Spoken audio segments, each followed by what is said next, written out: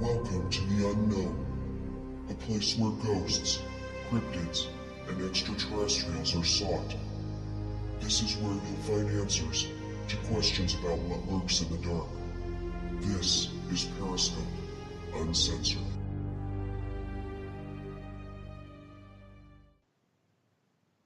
Good evening, everybody, and welcome to Periscope Uncensored on the WBHM Digital Broadcasting out of Alabama.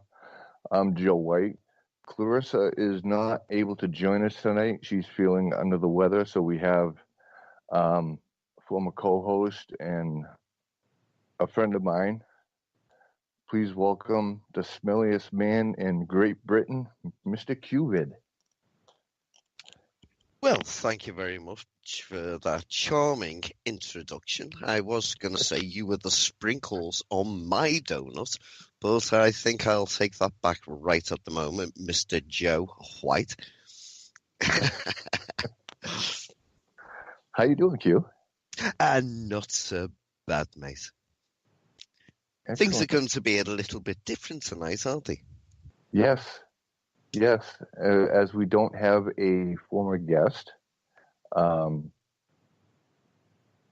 Q will, I understand you'll be interviewing me. Dun, dun, dun. So this is going to be a fun show. But there's one particular thing that I want to talk about right now. You heard about the Notre Dame Cathedral burning down, correct? Yes. And they raised, as of yesterday, from what I understand, they raised $700 million to rebuild that. Wow.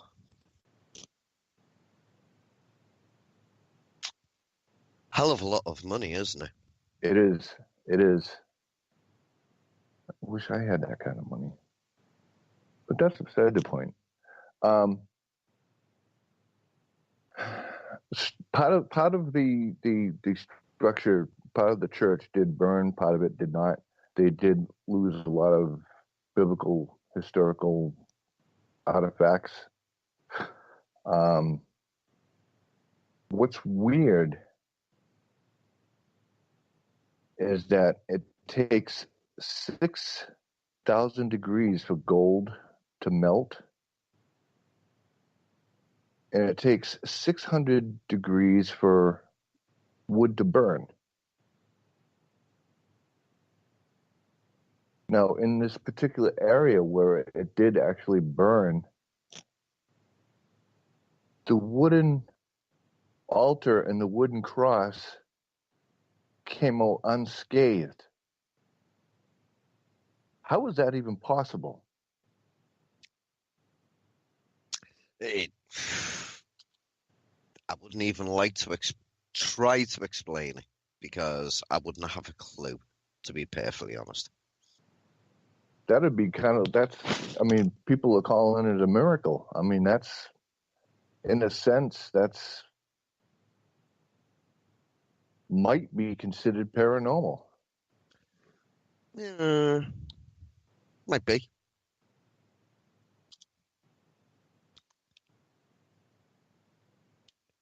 I really don't know what to say to that. You know, it is an unusual statistic, but statistics are statistics at the end of the day.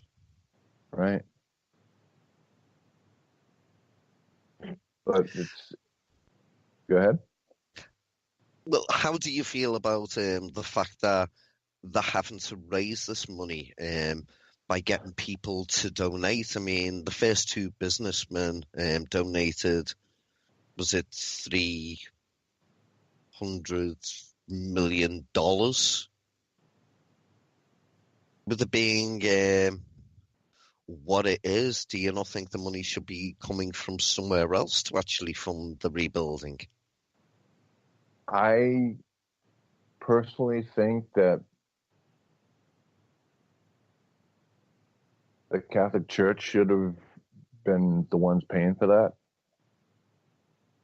I mean, they got more than enough money. I mean, from what I understand, that they had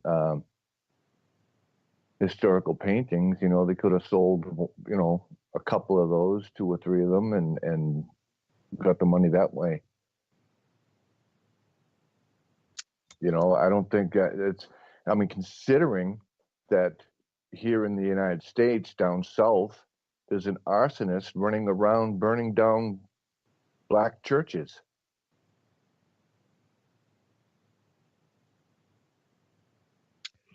Are they getting any big campaigns going for those? Not that I'm aware of. Certain amounts of hypocrisy, maybe. And just like, again, here in the United States, up in Michigan, there's a water supply that's been poisoned. They can't even drink the water.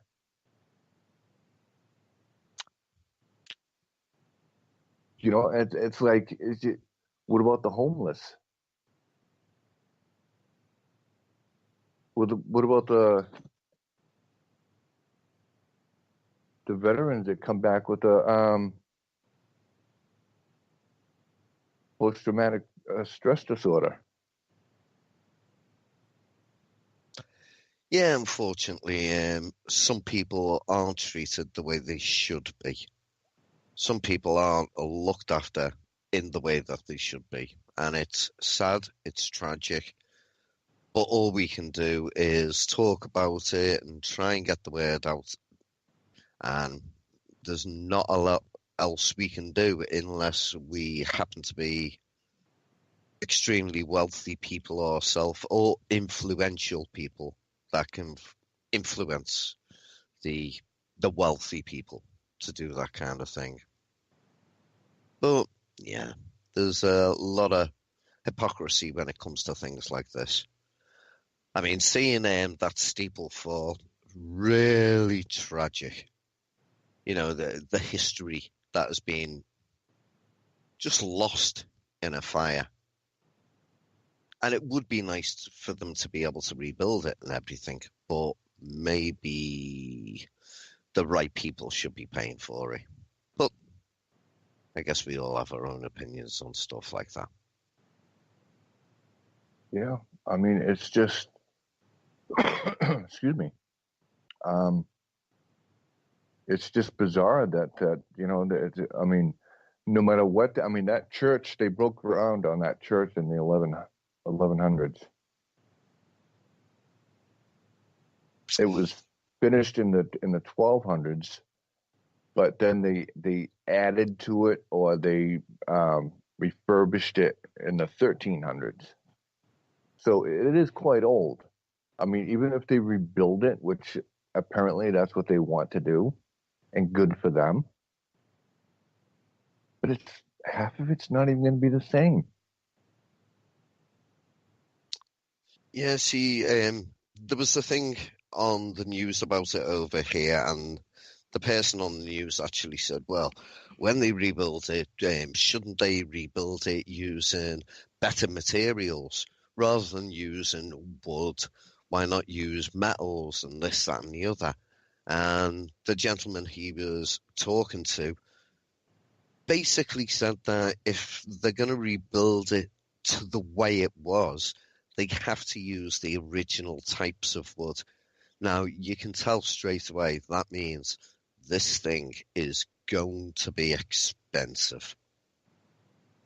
Right? And it is. I mean, even Selma Hayek's husband donated $300 million.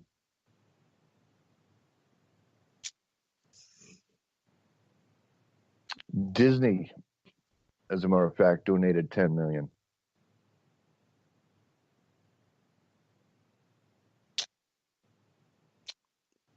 It's all big numbers, isn't it? Yeah. Yeah. Or at least exactly. it sounds like big numbers until you see the actual cost that it's going to actually take to rebuild this, given the time that it's going to take. The cost is going to end up in the trillions, probably. God knows what. Yeah. Very possibly be. Yeah.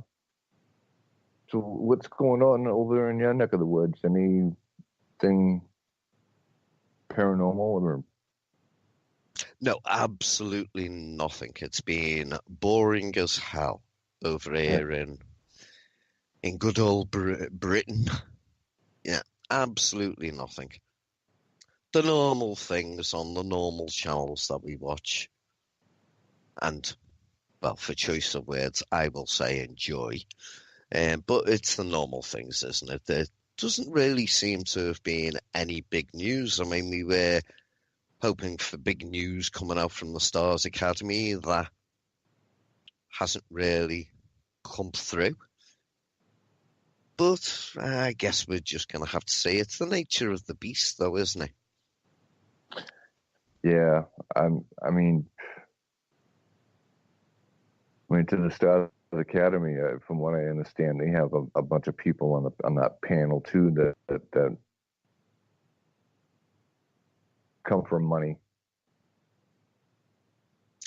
Yeah, and some names that you would consider to be important in the field. But we shall have to wait and see what happens.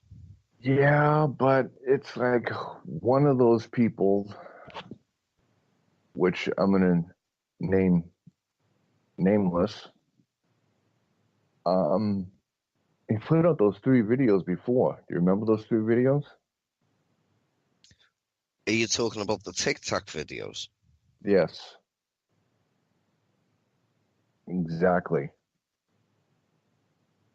I mean, they look impressive, but they're only 30-minute clips. What I'm interested in is I want to see the whole entire video. Yeah, when you said 30-minute clips, you meant 30-second clips. Yes, I'm sorry. 30-second clips. Yeah, and it's annoying and it's disappointing because as soon as they do that, as soon as they get a piece of footage, let's say it's 15 minutes long, and they show us 30 seconds of it, myself and many others are going to ask the obvious question: where's the other 14 and a half minutes? Why aren't they showing us that? Right. Is there a reason? In one of those videos that they actually did an interview with the pilot, and he was saying that there was several of those objects, and they all took off at speeds that's incapable of anything here on Earth. But why isn't there any video of that? Yeah, it would have been cool to see the Armada, if you like. I do think the footage is still interesting, though. I do think there was something to it. I mean, when we were going into this with multiple channels, YouTube channels, a lot of people were saying, "Oh, well, it was just the next plane up," but the next plane up only went 6 miles an hour faster than the plane that the pilot was flying. He would have recognized a plane that was only able to go 6 miles an hour faster than him. He would have recognized those speeds, even if for some reason his flare camera, that cheap little camera that they have on the front of planes, it only costs a couple of dollars, not. Even if that didn't recognize the plane, he would have been able to recognize acceleration speeds of that type if they were only doing similar speeds to himself. So there was something more. Either that or it was fake. It was all fake. It's all a lie. It's all a cover story. Personally, I think there was something to it. But I guess we will find out in the future. Because the other interesting part is I don't know if it was the same video because there was 3 separate videos, but one of them you can actually hear the pilots talk. Well, all of them you can hear the pilots talking, but one in particular, the pilots were talking and they were like, "Oh, look at that! Boy, I'd love to drive that." I mean, it's like they see him all the time. That was the type of reaction that they gave. Mm-hmm. You know, is that for me? I'm sure a lot of people would be jumping out of their skin, screaming, "Look at that! Are you kidding me?" Yeah, and I'm sure I would have been, even if I was one of them pilots. But these guys, they are professionals. You know, they do have protocols to follow. And yes, some people said, well, the conversation was a little bit, they were joking too much, you know, in the chat. I kind of think that would probably be the way it would be.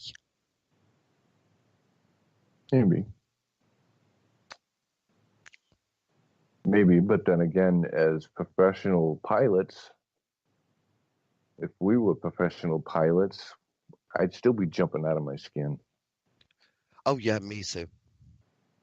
Without a doubt. You know, but it'll be interesting to see. I mean, even that individual that I was just talking about, a couple of years ago, it became UFO Researcher of the Year, which I don't even know how he did that, but was there a panel that sits around and says, "Okay, we're going to give it to this guy"? Is that how this is done? Yeah, apparently so.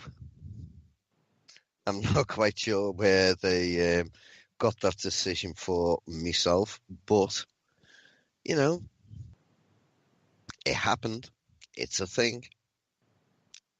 I guess their decision is final, and we just have to bite our lip and live with it.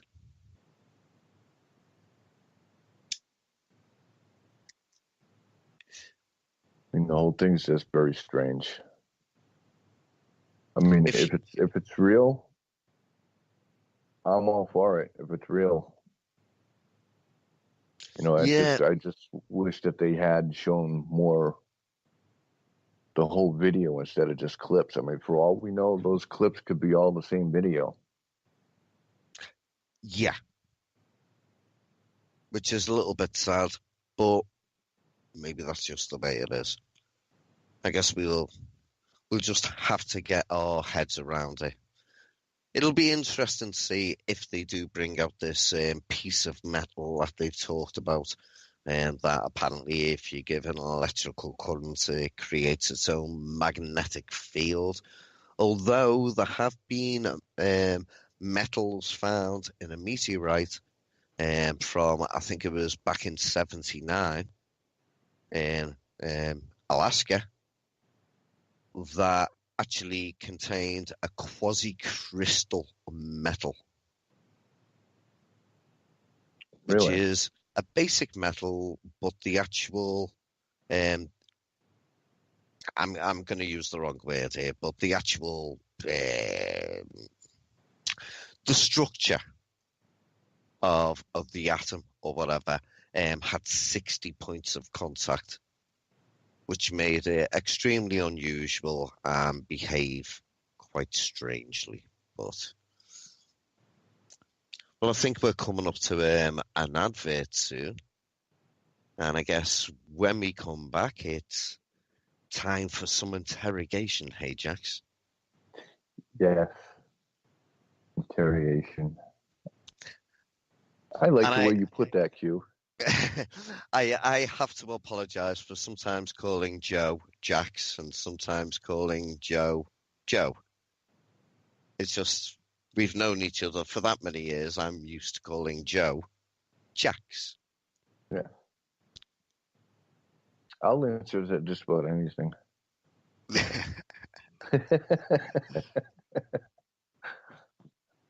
Within reason, folks. Within reason.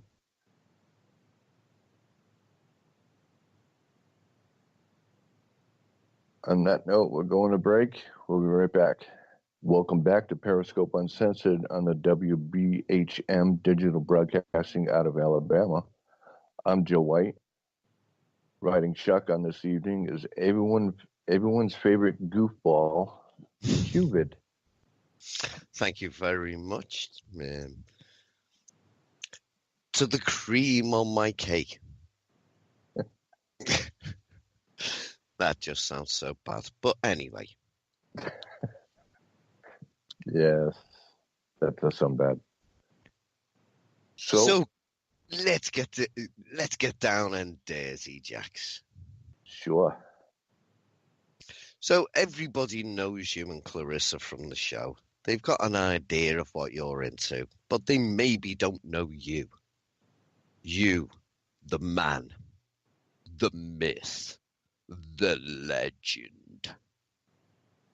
So let's find out a little bit more about you. Okay. So, we first met a number of years ago. And we met through another site, which wasn't, when you talk about the likes of the paranormal, it wasn't ghost or spirit related. It was more UFO, to put it bluntly. That's basically what it was. So let's just go into that a little bit. Okay. UFOs, we see all these sightings, we see all these reports. And when I was on last with you, I actually said, yeah, I think UFOs are military. I described that badly. What I should have said was, I think that the majority of UFO sightings are hoax, fake, misidentification, even weather phenomena, different things. But the ones that are left at the end of it that we can't put down to one of those things are possibly military, secret military craft, experimental craft. But what's your point of view on that? What do you think UFO sightings are? And what percentage of them do you think could be legitimate? Well, right off the bat, I would just like to say that UFO phenomenon is paranormal because it cannot be explained scientifically. Yep.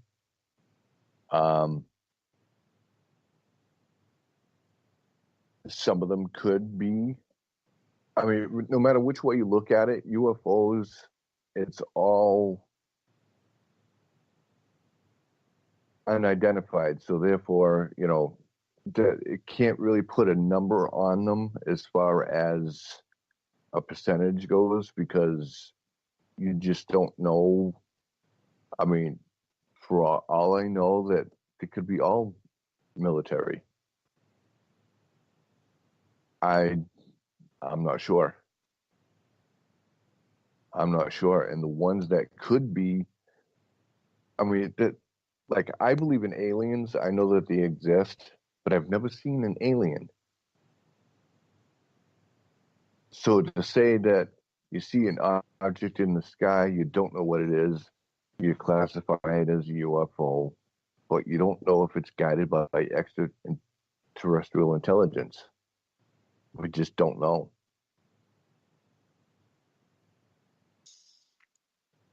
Yeah, I think part of the problem with the subject is as soon as you say UFO, anybody listening to you automatically thinks that you are talking about an alien spacecraft with little green men from Mars or whatever, whereas in actual fact, it just means it's an unidentified object.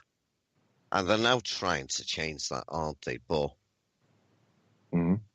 UFO, to a lot of people, as soon as you say those three letters, they snigger. Yes. And it's a little bit weird that they do when some of the more recent surveys, I think the last one done in America, something like 64 or 68% of the American public believe that there is something to the UFO phenomena. But it's still a subject that is scoffed at. And it makes it hard for people to actually come out and say something because it can destroy their lives. Yes. Because some people actually believe that they're actually completely lost their minds. I mean, it affects them that much. And you said, like, I put my excuse me, the TR3Bs. No, I saw a video about a year and a half ago, and it was a pilot for a TV series that never aired. And in this, they had a gentleman they were interviewing, and it was saying that they were using TR3Bs that were taking people to Mars, and that it would they can get there so fast they can get to Mars in 33 days.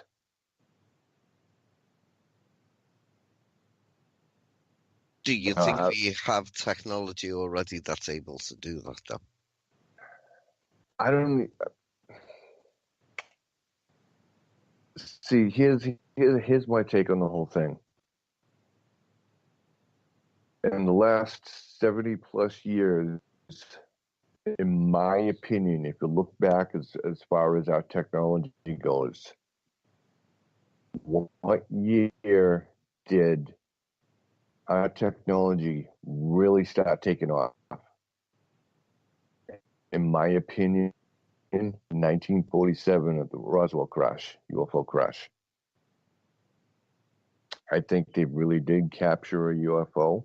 I think they captured two of them because there was two that crashed. I don't think that Major Jesse Marcel actually made that type of a mistake in thinking that a crashed weather balloon was something else. I personally believe that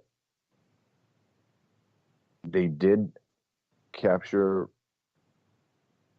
a flying object from not of this world, and they've been working on it steadily since then. And I believe that that's where most of our technology, as far as, stealths and auroras and you name it, whatever else that we have out there. Black Manta.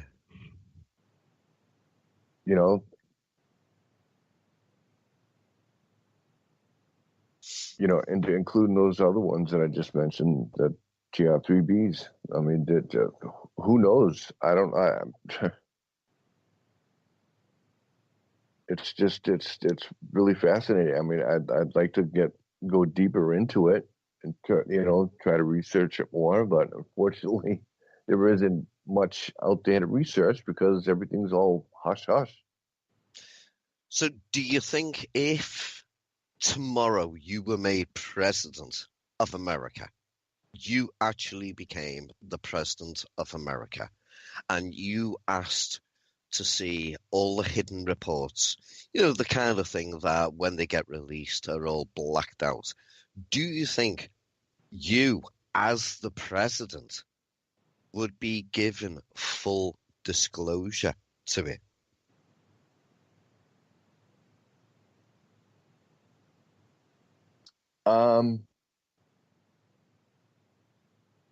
I would have to say no, because everybody knows, like, a president is just a head figure, a puppet, so to speak. That being said, I think it's gone beyond that. I think he has more power than people think that he does, or maybe they've given him more powers than past presidents have, or whatever. I'm not just saying our current president, but even our last president and the president before that.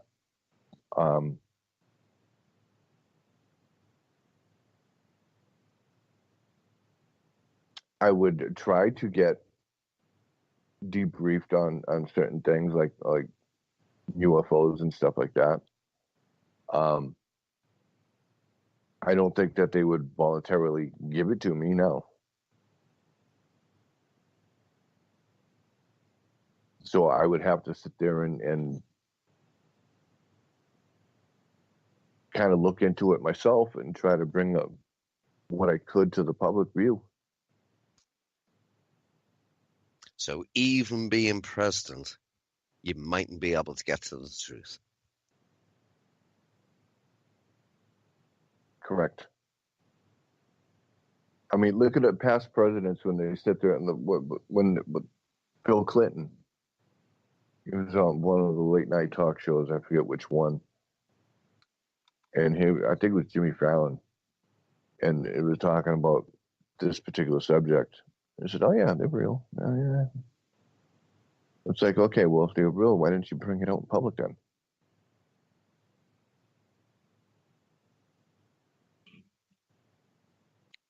See, there could be the whole, you can't handle the truth. And I know we would laugh at something like that, but in reality, if there is a truth that is known, it could be that as a population, no, we can't handle the truth.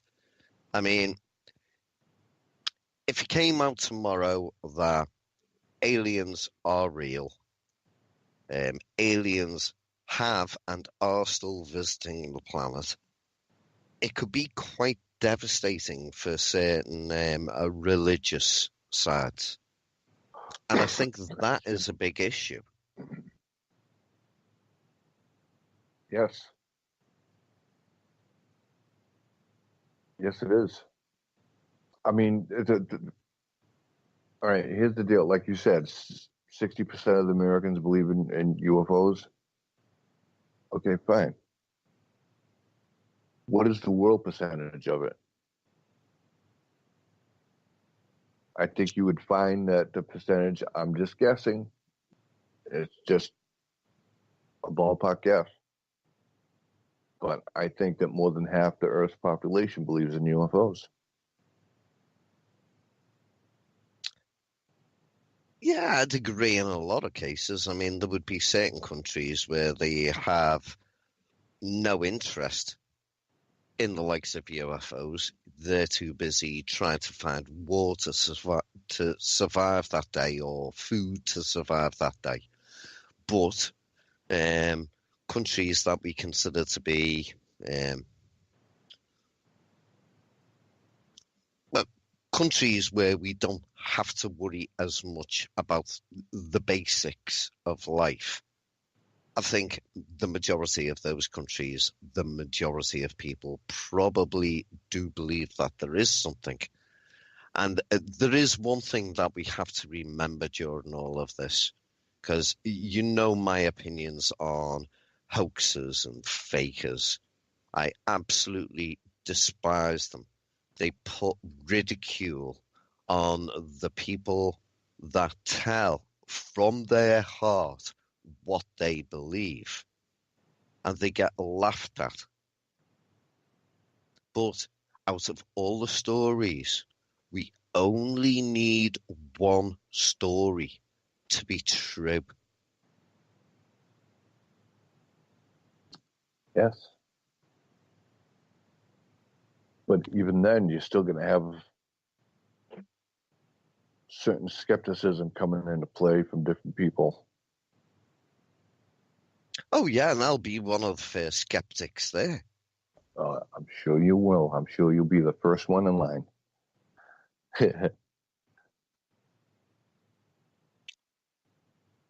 But there has to be something. I mean, if you were looking back on all the stories and everything that you've been told and heard, is the one particular story where you would say that kind of is the best story?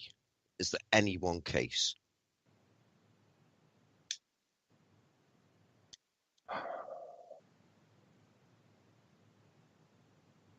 Well, there is one. I mean, if you want to talk alien abductions, the most famous case, actually there's two, but one of them is even more famous than the other one, is the Betty and Barney Hill case out of New Hampshire. That is actually an impressive case because I find it really hard to believe that a white woman with a black man at those times in history, that was frowned on so badly. And they then come out with this story of seeing a craft and being abducted and missing time. And, why would they put the spotlight on their personal situation when in the world that they lived in at that time, their situation was already so frowned on? Yes. Why would they do that to themselves? Exactly. It seems crazy to me. I mean, they both took several polygraph tests. Now, I get the fact that polygraph tests aren't always accurate. I understand that. But when you have so many tests given to you and you pass every single one of them, even after Benny Hill died, Benny Hill continued to take them up until her death. And she did both of them, including her by herself, passed every single one of them. And the other case you were talking about, like the most famous case, was obviously Travis Walton. Correct. And again, with them, there was a lot of discussion about the different people in the group. Okay, we've seen the movie, which was slightly, it was a dramatization of the actual events. Right. But there were facts in there, like the fact that between the group of guys, they ended up taking, I think it was 13 lie detector tests. They all took multiple tests, and only one of the tests came back as inconclusive. The others all came back that they were telling the truth. So maybe lie detector tests weren't as good in the past. Maybe they were. It's possible. It's very possible. I mean, Travis actually did he was actually on stage and he did a lie detector test and he failed it on stage. This was not that many years ago. This was way, way after the actual case. But there were good explanations for why he might have failed. Maybe it was because he was under studio lights. Maybe it was because it was in front of a live audience. But why did he pass those earlier ones? Right. Well, on that note, Q, it is time for our next break. So stay tuned.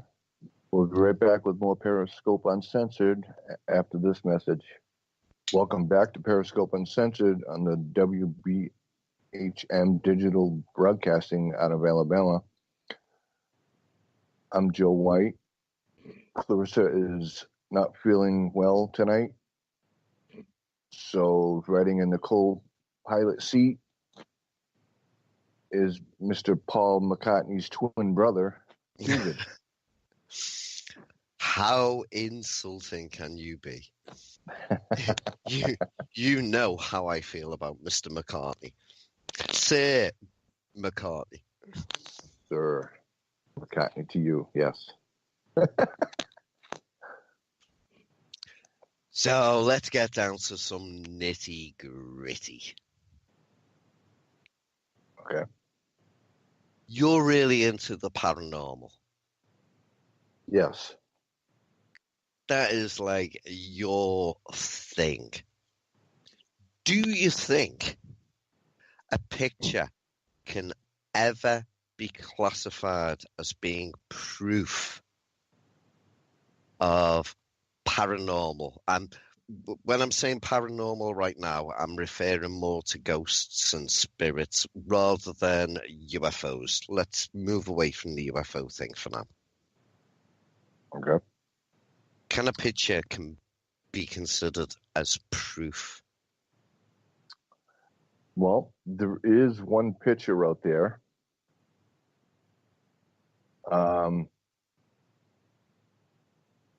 It is under scrutiny. There's a lot of people trying to debunk it now. The Brown Lady of Raynham Hall. And I don't know if you saw that picture, Q. It's appears to be the apparition coming down the grand staircase. Is this one of the old pictures from many, many years ago? I can't remember. I think it was back in taken like, I'm not sure. I want to say the 30s. I could be wrong. Yeah. I probably am. But yeah, that's the picture I'm talking about. Well, what do you think about that picture? Do you think there is anything to it? I actually think that's legit. See, I really think that's legit. I've kind of looked at that and I wonder whether it could be a double exposure, whether it could have been a long exposure, you know, because photographs in those days were generally not done quite the same, or certainly old photographs were not taken the same way as we take a photograph now. You know, you snap your camera and there's your photograph. You know, they tended to use longer exposures purely to allow the light in to affect the film, to get the photograph. Right. But you think that's a possible legit one? I do. Okay, so moving on. If a photograph in that case can be taken as being proof, I would presumably think that you would say that a video of a ghost, for choice of words, can be taken as proof. Absolutely. There's a video, CCTV video. There was a complaint of screaming coming from a hotel room, and the security went up, and you could actually hear the screaming from coming from inside the room, and you could hear it out in the hallway. And the dispatcher's telling him to wait for the cops, and he opened up the door and he went in anyway. He come flying out of that room. He's like, the mattress is tipped over, the whole room is a mess, the shower is on. And then you see a full-bodied apparition. It didn't look like a regular person. It looked like a blob. Come out of the room, take a right, and go straight down the hallway. And as it was leaving out of sight, out off the camera, the lights flickered. Are you talking about the one with the hotel room? Yes. Right. I actually watched a video on that.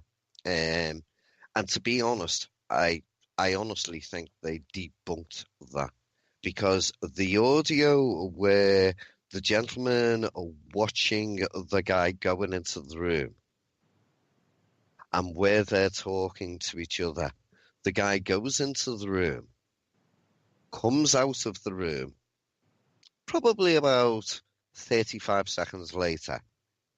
Now, the whole time he was in the room, you could hear what he was saying over his walkie-talkie to the person watching the camera from outside the room, the closed-circuit TV camera, if you like. But the audio didn't make sense because the guy heard those noises in the room. He went in, but when he came out, the guy he was talking to suddenly started saying things that the guy going into the room hadn't even said. I'm not completely convinced over that. I think that there was a little bit of tomfoolery there, to say the least.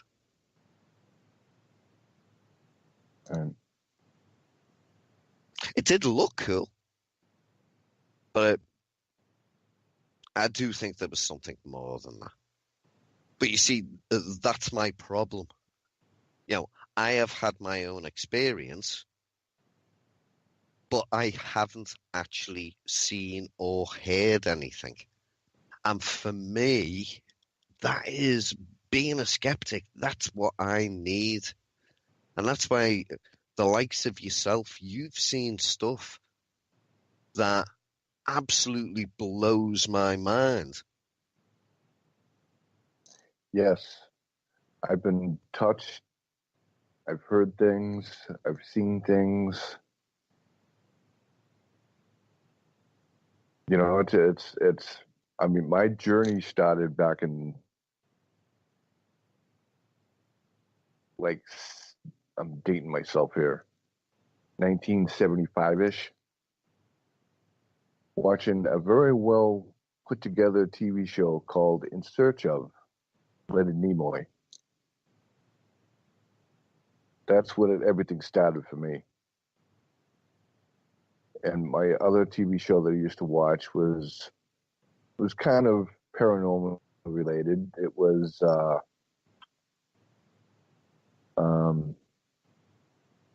Kolchak the Night Stalker, starring Darren McGavin. And I've always been like, not saying bizarre, but I just thought that I was different from most.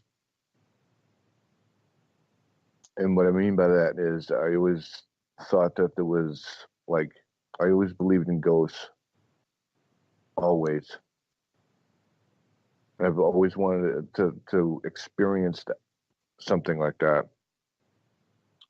But at that particular time, you couldn't really, there was no internet, obviously, because, you know, we got all our information out of books.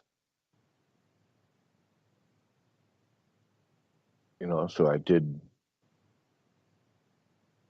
get a few books out of the local library and start reading up on it, but it wasn't until 1991 where I met this gentleman that he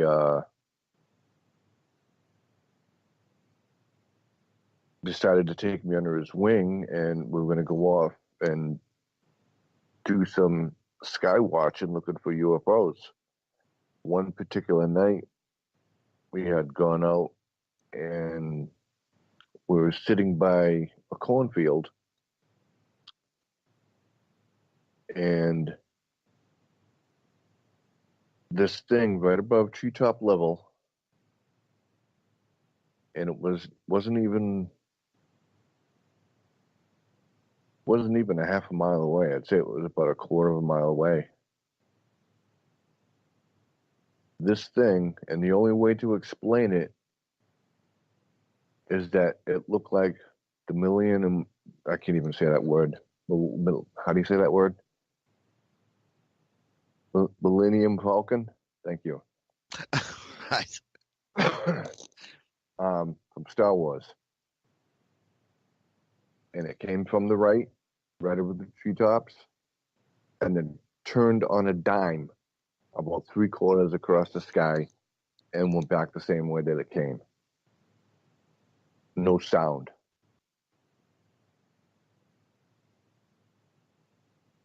And the weird thing is me and my friend, we just looked at each other and our mouths hit the floor. And then we realized we were in such shock.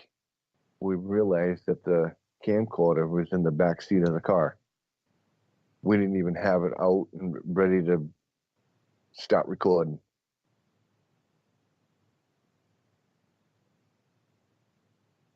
I mean, that's how, amateurs, you're not ready to, ready to rock and roll in case if something happens. You got all your stuff there. You get your journal out. You can write, the date, the time, and all that stuff, and what happened, and were there any lights, that sort of thing. We had nothing ready. Absolutely nothing. But then after that, it wasn't until 2001 that I actually had my first ghostly experience. The woman I was with at the time, she said, "Are you seeing any shadows going across the wall?" I'm like, "No."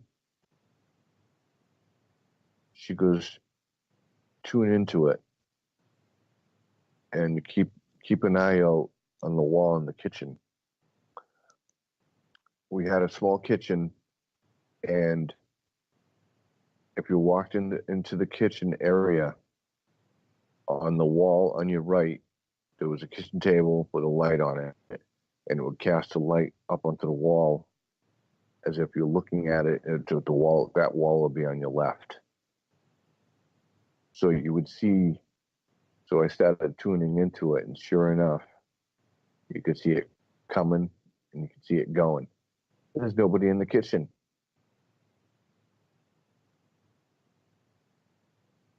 So I'm thinking to myself, what the heck is that?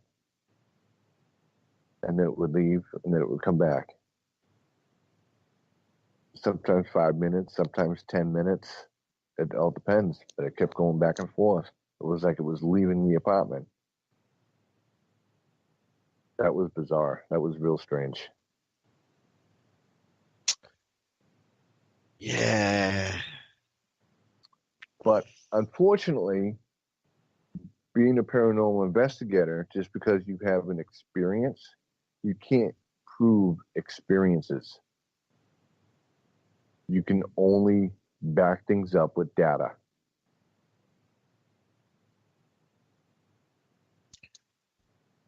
That's true. You go to clients' houses and you go to, clients, their businesses and whatnot. It's you could sit there and say, yeah, I have paranormal experiences left and right, personal experiences all over the place. The whole team can have them. That doesn't mean anything. It's cool for you, but that doesn't mean anything to the client because you have nothing to give them, nothing to offer them, unless you sit down and you go over all your data, all your video footage, all your DVR footage, and your camcorder footage, and your digital recorders, and whatever else that you use. Well, that's something I want to bring up with you in a minute. We need to go to another break now, but when we come back, I want to question you on equipment. Okay. On that note, Periscope will be right back after this message from NPR. Welcome back to Periscope Uncensored. My name is Joe White, and riding shotgun tonight is Mr. QVid. Hello, and thank you for having me. You're very welcome. So, Joe, equipment. Yes. To people who are maybe thinking, oh yeah, I'm really into this topic. You know, it'd be really cool to go to a haunted house or whatever. But what equipment, what basic equipment do I need to start with? What would you recommend to them? Well, first, I would recommend the first two things that even consider getting started, I believe, is you would need a digital recorder and at least a digital camera. And if you can get it, a camcorder.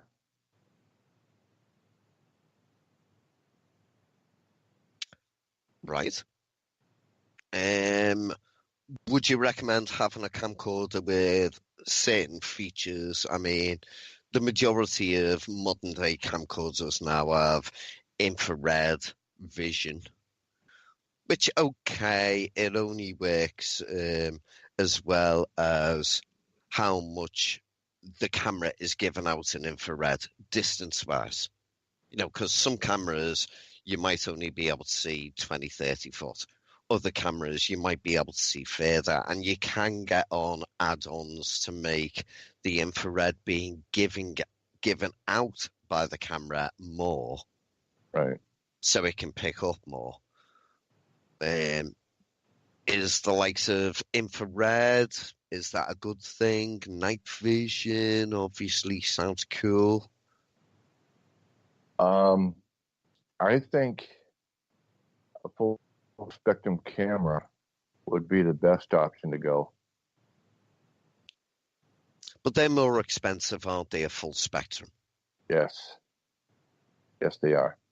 So for somebody just starting out that's maybe got, let's say they've got $400. They spend, let's say, $250, $300 on a camcorder. What Roughly. should they spend their extra $100 on? Probably depending on how much they are. I mean, you can get, a digital recorder, you can get a really high-end digital recorder for that price. Or you could just go to Walmart and pick one up for $70. Okay. Well, what about recording equipment, the likes of voice recorders? You know, where you see people putting them down and they're just recording the sound and they're asking questions and they review it afterwards to hear if anything was recorded that they didn't hear at the time. Do you think that's worth spending the money on if you're on a budget, or would the money be better spent somewhere else? That's a digital recorder. When we do EVP sessions, electronic voice phenomena. Right, my bad. I misunderstood what you meant before. What do you think about the things that put out, is it white noise? Yes. What do you think about that? That is,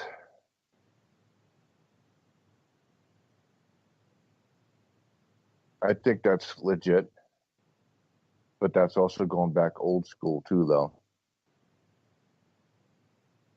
I mean, I've seen people use like old TVs with just nothing but white static, and you put a camcorder right in front of it, where it ends up starting to blink on the camcorder. But the thing is that you can actually start to see shadow people in the TV or on the recording after it's done. You following what I'm saying? Mm-hmm. So it's, you're going back old school. I mean, old school. Yeah, you have, a tape recorder and a Polaroid camera.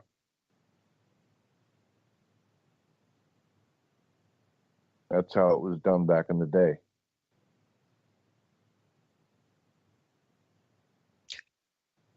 But using more modern equipment, do you still think it's best to do it in similar ways? Just using more up-to-date equipment? Well, there's better equipment coming out all the time. So as investigators, you have to evolve with the equipment, or else you're going to be left behind. Well, one piece of equipment that when I first saw it, I was a little bit skeptical, to say the least, because it's using, a Kinect, the SLS camera. Correct. Now, originally, and I've still got this thought about it, could the things that are being, for choice of words, I'm going to say picked up on the camera, but could the things that are showing up on camera be down to the way the thing has basically been programmed? Could it be down to a software thing? Because I know you have showed me footage, and I know that you haven't even viewed some of the footage. The one with the two kids, for instance. And we've also got, I think you've mentioned it, although I'm not going to talk about it. You can if you want to. The lap dance. And there's been other really, me being a skeptic, I would normally say, no, rubbish. Got to be garbage. Can't be true. But it seems to happen quite a bit. So either there's an issue with the hardware, the software, or maybe they are actually picking something up. How do you feel about the SLS? I agree that it could be a glitch with the camera or the software, the hardware, whichever, both.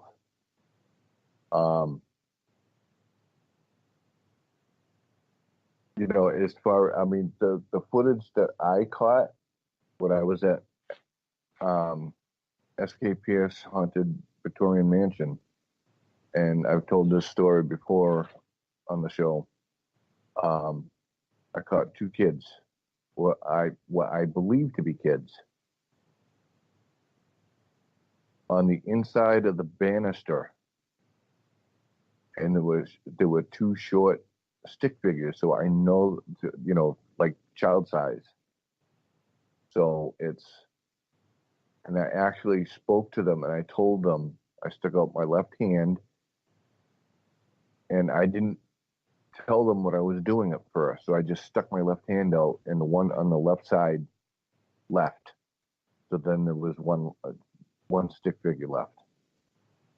So I said, no, please come back. I'm not going to hurt you. Please come back. And it came back. So then I had two again. I said, I'm sorry. I just want to show you, I'm going to put my left hand out. Could you please put your hand in my hand?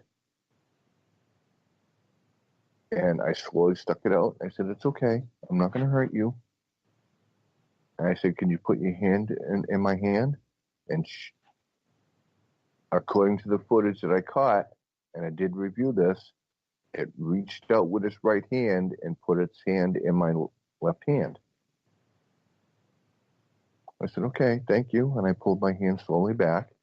I said, okay, now I'm going to stick my right hand out, talking to the one on my right.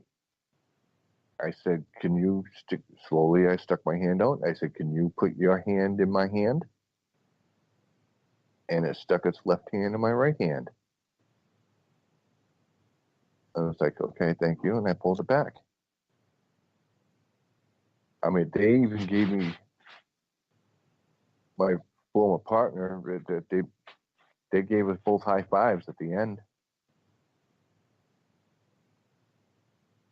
So do I think that I caught something? Or was that a glitch? I believe I actually caught something.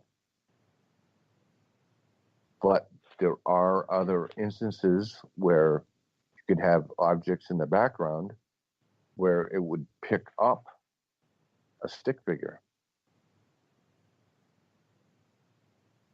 Like it could be,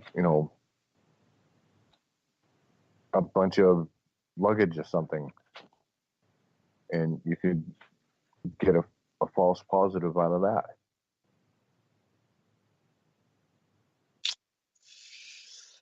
I mean,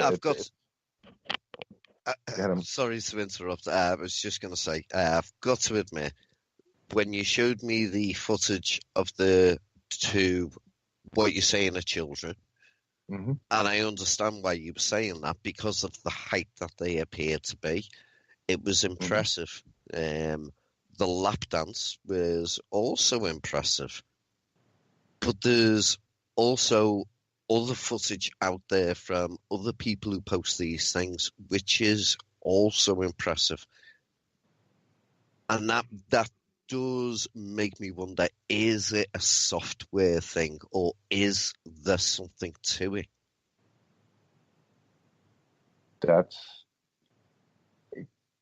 I can't answer that unless I get more data and do more research. I know that, excuse me, I know that Clarissa is working on debunking the whole SLS camera.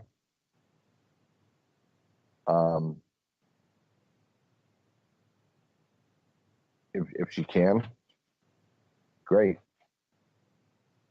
But it's and if she can, that'll be like huge. That'll go across the paranormal field like wildfire.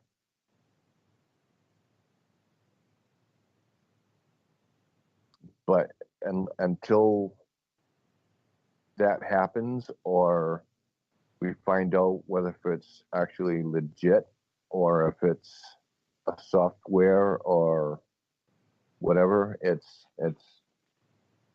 we just don't know.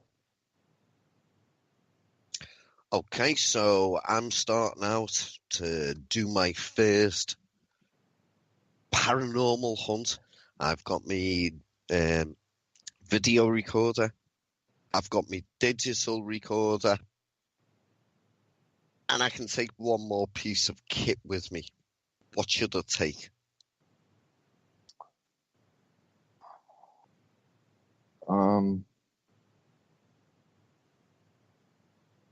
I mean, some of the camcorders, they're pretty inexpensive.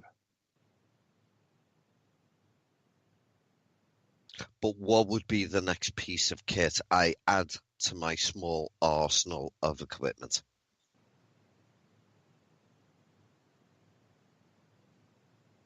Is there anything you can think of that isn't expensive but could be useful?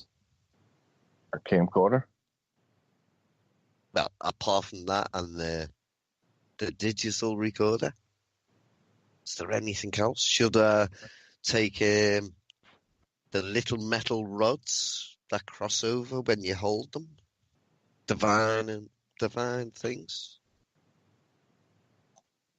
Yeah. Some investigators use those. I do not.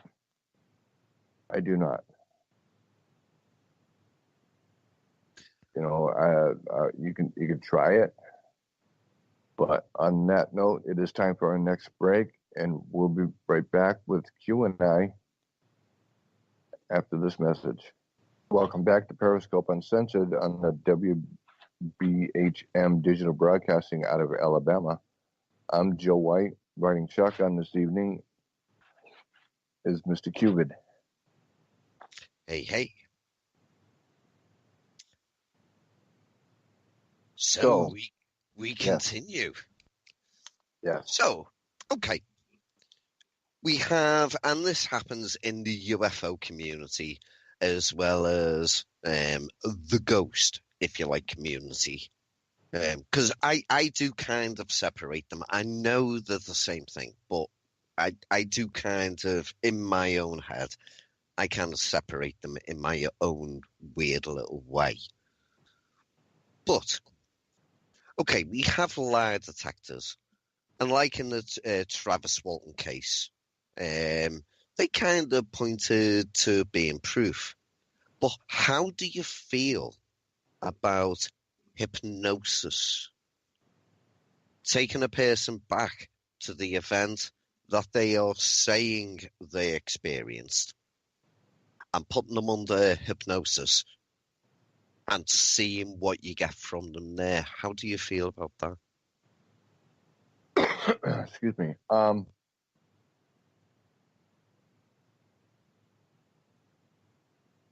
I think there's something to it. I do. I think that it brings out memories that a person wouldn't ordinarily remember on their own by being placed under hypnosis.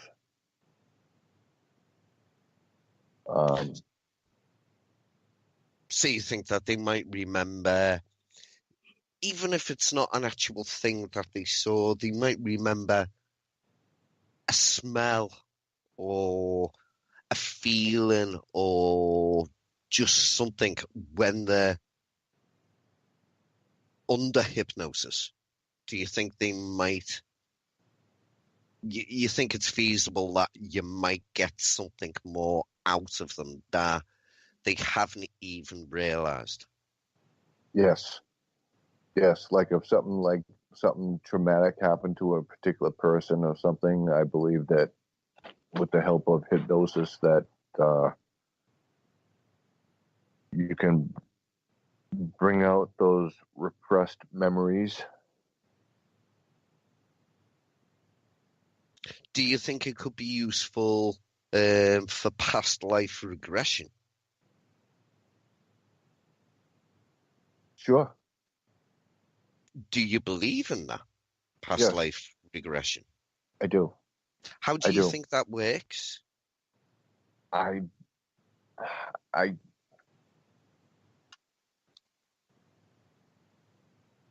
really don't know how that works. I really don't.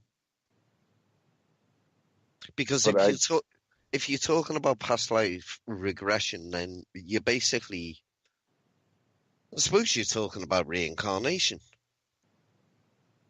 Yes.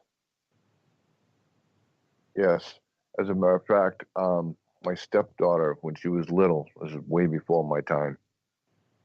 She was like maybe 4 at the most. She might have been 3, but I believe she was 4. She was talking about her life out in California and her husband. She came up with her husband's name and how many kids that they had and all the kids' names, and they used to go to the beach every day. And how would she know any of this stuff? Could it just be a child's fantasies? At 4 years old? Well, yeah, I know it sounds ridiculous, but for somebody that doesn't believe in reincarnation, the fact that they're talking about their past life, I suppose, also sounds ridiculous. So,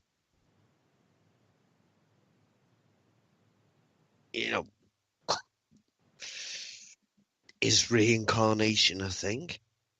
And if so, how can it possibly work? I think it is. I believe that it is real. I believe it's a real thing. I mean, And how does it work? I have no idea how it works.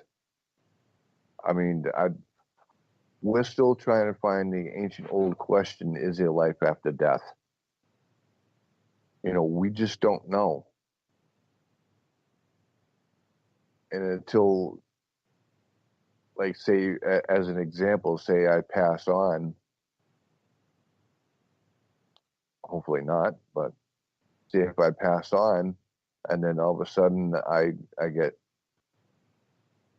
thrown back, I mean, just because I've experienced it and I have a memory of going through this white tunnel with the white light at the end, and there was some of my family members on waiting for me at the other end.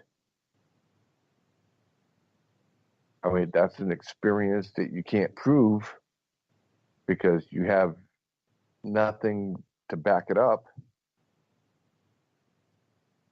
I mean, you hear it all the time from people saying, yeah, I went through this, you know, I had this out-of-body experience and I could actually see myself lying on the table and all the doctors are all around me and they were calling it. And then I started going through this tunnel, and at the end, there was my uncle or my grandmother or my brother or somebody, and they were telling me it's not my time yet. You have to go back.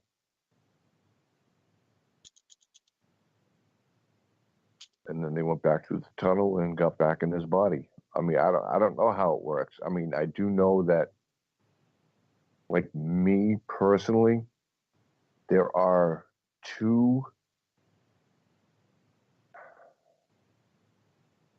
I'm not going to say lifetimes, but I kind of feel like it's a past life.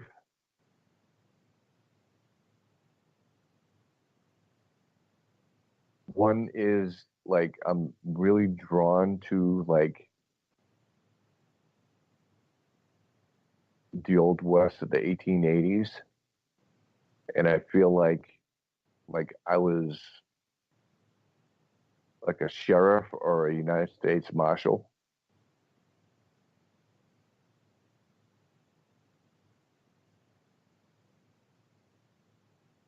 And I actually knew Wyatt Earp. I don't know how I know that, but that's the feeling I get.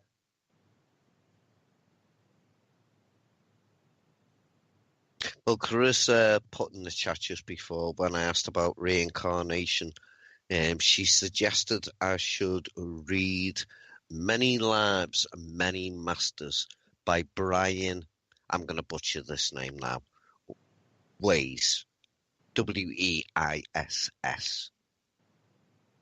So I will check that out. Weiss, yeah. It's Weiss, right? Yep. Thank you, Kat. The other timeline I'm drawn to is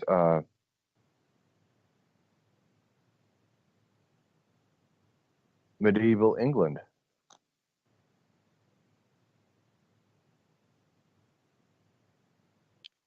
Where I was actually like a knight.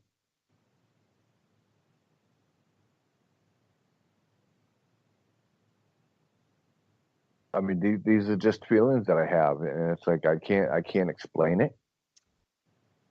I mean, it could be, and for our listeners, yes, I do have abilities. You know, I'm empath, borderline clairvoyant, and these are just some of the you know, the things that I feel like I lived in these timelines before. I can't explain it. I just know deep down inside, I know that I've been there. I've lived it, and I can't explain it.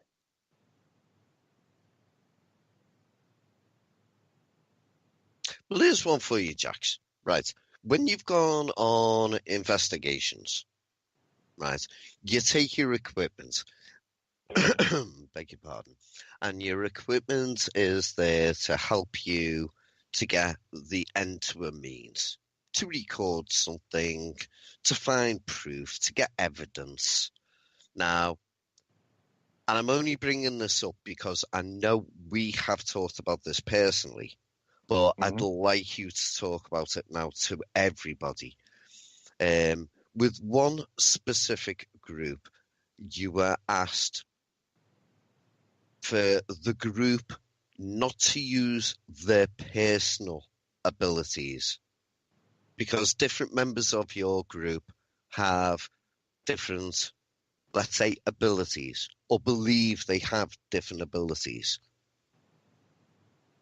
When you go in to a new place to find out stuff, why shouldn't you, or why should you, use your personal abilities? Well, if you're going into a new place, a new location, you do not want to let the. You want to be. Here's how it is. You want to go into an investigation being as scientific as possible. You want to look as professional as you can in front of a client. Any client, doesn't even have to be a new location. If you're not being as scientific as possible and you're doing more on spiritual,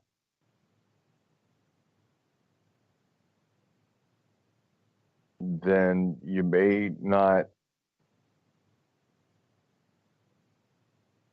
You might get the client upset because you're not actually doing anything scientifically to collect the data to prove that a client, and whether any particular location is haunted or not. Does that make sense so far? Yeah. Okay. Now, as far as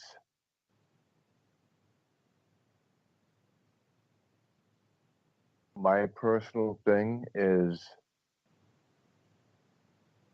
as long as you're still collecting the scientific data, I think it's okay to use your abilities. But I don't recommend using the abilities in front of the client.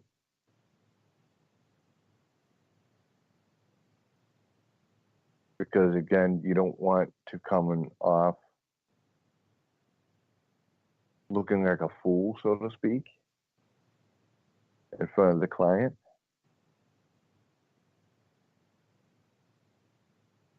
But if you've got somebody on your group that is, or appears to be specifically tuned to finding, let's say, a porthole into another dimension, and I know I might sound as though I'm being sarcastic when I'm saying that, but I don't mean it that way. But if you've got somebody who is specifically tuned to a certain thing and they seem to have ability, to me, as long as you are able to still continue to record them and stuff, if they can say that wall over there, there's something weird going on, and you can focus on that wall and maybe capture something, I still think it's something still worth allowing people to use, rather than saying to them, no, you're not allowed to use your abilities. You're only allowed to use your equipment. I think the abilities of people, and people have completely different abilities in the field, I think it should be allowed to be used if it's going to progress the ends to the means, because we want proof. We want to capture something. So if somebody is able to use their abilities to help the research go further, why tell them, no, you can't use that ability because to the outsider it might seem a little bit weird? I would say still use it, but we need to get the proof. Yeah, but then again, you get the other side of the coin where you're using your abilities, and is there scientific proof that that actually happens, that people have abilities? Well, Is there scientific proof that what people are saying is actually happening? I get where you're coming from. That, that is the argument against it. I still think if they have an ability and you're actually able to capture something from that, whether it be video, audio, whatever. If you can back it up. Yes, if it can be backed up with data, If it can let be that person. It's kind of like letting a man go into a boxing ring, but because you know he's really good with his fists, saying, right, you're not allowed to punch. You wouldn't do that. Let the person do what they're possibly able of doing, but get the data to back it up. Yes. Yes, I'm all for that. As long as you can back it up, no problem. So going on to an investigation, if you've got people who have different abilities in your group, you would prefer them to use those abilities as long as it can be backed up by evidence. Correct. Cool. And I'd also like to say, while we're on, I love your opinion on the whole thing. That when somebody asks for help, you go there and it's actually out of your pocket, which is a shame because your pocket's only so deep. But I love the fact that you're not one of these people who says, oh, yes, we'll come to your house. It's $300 for the basic investigation. It's an extra $50 per person that we bring along. If we find something, it's an extra $200, and basically give them a price list, because that, to me, that destroys the validity of what you're doing. Whereas the way you do it, you're going in purely with the opinion to help and maybe find out the truth, to find evidence. And that's something I've always loved about the way you do it. Thank you, Q. And on that note, it is time for our next break. When we come back, we'll have more with myself and QVid. Stay tuned. Welcome back. Welcome back to Periscope Uncensored on the WBHM Digital Broadcasting out of Alabama. I'm Joe White. My co-pilot this evening is Mr. QVid. Hey. So, well, we haven't got long left now, unfortunately. Time flies when you're having fun. Absolutely. I would love to go on a proper investigation with a proper team. I mean, I've only seen the stuff that you see on YouTube, and I've obviously watched everything, including some of the stuff that you haven't published, but some of the stuff that you've shown me. The incident where you ended up going down a staircase, actually going through a wall that had to be repaired afterwards, because of the damage that you did to the building. But the people who owned the building weren't phased over that. In actual fact, they invited you back to do wasn't it the last investigation that was going to be done there? That is correct, yes. Now, the footage. I still chuckle when I see you go down them stairs. I know I shouldn't. I know that sounds awful. It sounds mean and cruel. But it's still so funny, particularly when you see Alex going across the land and after he sees you suddenly disappear as you fall down the stairs. The way he was walking, that was hysterical. But you've got to remember it was like pitch black for everybody. But what went on there in your opinion? Because to me, I would say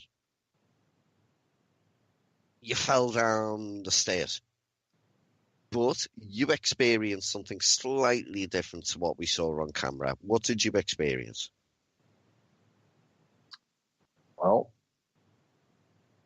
I explained this too on the show previously. I don't remember if I explained it on this network, so I'll go through it real quick. I turned to the side. I turned to my right. So I'm facing the camera. I went to go say something to Alex. And I went down the first step. And my arm started waving like some type of, like I was trying to fly, trying to catch my balance. And next thing I know, I was at the bottom of the stairs on my knees, on my hands and knees. It happened that quick. And on camera, it's just as quick. You see me dropped off the first step, and then my hands are going crazy, and next thing I know, it's like to my left, boop, gone. My feet never hit a single step. It was like bang, right into the wall. And I checked on the revisit of the S.K. Pierce Mansion, Gardner, Massachusetts. There was at the bottom of that wall, there was some type of molding, and that was sticking out at least an inch and a half, which went right into my lower back. Now, what's interesting about this is that a week later, and I have a picture of this, and I showed it to Clarissa and a few other people. What appears to be on my, keep this in mind, I went down on my left side, my right arm, my forearm, there was a big bruise that looked like a handprint. You could see the fingers, these long fingers in this bruise mark. You could see like the whole hand, like somebody grabbed my right forearm and squeezed it so hard that I bruised. But also inside the bruise mark, what appears to be a child bite mark.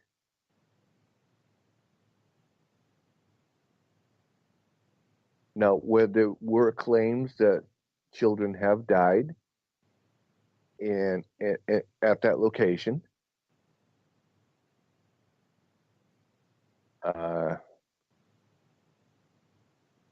Gordon and Rachel, I believe, were their names. Gordon wasn't his real name, but people just started calling him Gordon, and from what I understand, he seems to like it. That's what the client said. So that name just stuck. They don't have the information on his real name. Excuse me. But between the claims of the 2 children dying there and what I may have caught in the SOS camera with the 2 child-like stick figures and the bite mark that appears to be from a child, I don't know why a child spirit would want to bite me. I can't answer that. But as far as that handprint goes, I personally think that I was grabbed and pulled off that staircase. Because I have no idea why I would have a bruise on my right forearm. Nowhere else.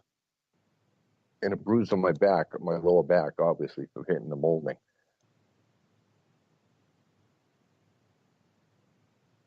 So I don't know. I have no explanation for it. Yeah, see, coincidences happen, but it was really strange that the fact when that happened with the stories about that place that everybody had heard about, that you happened to catch 2 really small childlike stick figures, mm-hmm. that you catch them on camera. Now, it could just be a coincidence, or maybe it isn't. It could be. It could be. And from what I understand also is the children's ages, they were young. They were like 5, 4. Which would kind of make sense for the size of the stick figures. Correct. So, and the size of the bite mark too.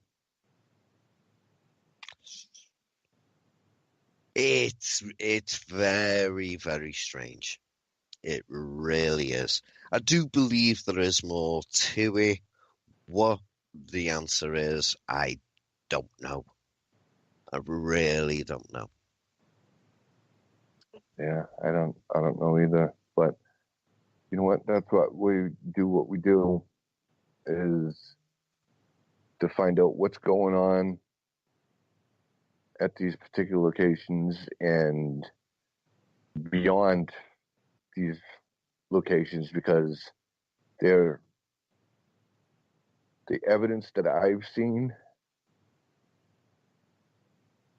and my conclusion is that they're everywhere.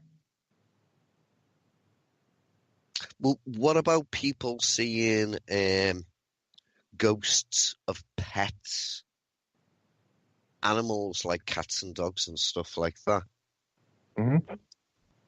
Is that the same thing as seeing the ghost of a human? It just happens to be a pet? Yes. Absolutely. So it's basically the same thing. Yes. So what do you think a spirit is? A ghost. What do you think they are? Energy. It's energy. Yes, our bodies are made up of mostly water, but there's also like electrical charge, like your brain. I'm not saying that's what the ghost is, but like there's also an electrical charge throughout your whole body, which that could be like your soul, your essence, so to speak. Yeah. And so when you pass, that energy is released. And it takes a long time for that energy to disperse. Sometimes it doesn't. It doesn't. Well, have you any thoughts on why? I mean, if everybody that dies hangs around for a while, then why aren't there more ghosts? So if you think of it that way, why do we see so few ghosts? Why don't some people, if you like, why doesn't their essence or their energy move on? Whereas some people, for whatever reason, hang around. Is there possibly a reason, or any thoughts on that? See, I think, like I just said, I believe that ghosts they're all among us. They see and hear everything. And some people are more in tune to it because a lot of people don't have open minds to it yet. They just can't accept it. So now you have a sense of skepticism. If you just opened up your mind, you would start to see things and hear things that you wouldn't have normally heard before you opened your mind up. Does that make sense? Yeah, it does, to be perfectly honest. I mean, we're getting close to the end of the show now. I'd just like to say thank you to everybody that popped in the chat. The chat's been rather active. So, hey, Wendy. Hey, Vern. And Kat and Clarissa both been in the chat, of course. Thank you, everyone, for joining us in the chat this evening. And even Brenda was back tonight. Love you, yay. Brenda. Love you, Brenda. And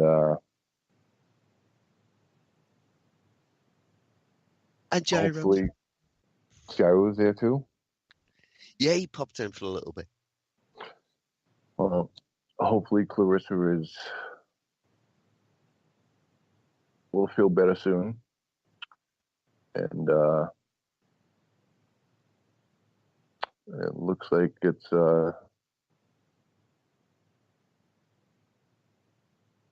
time to say goodnight. And Q, I want to thank you for coming on tonight. I highly appreciate it.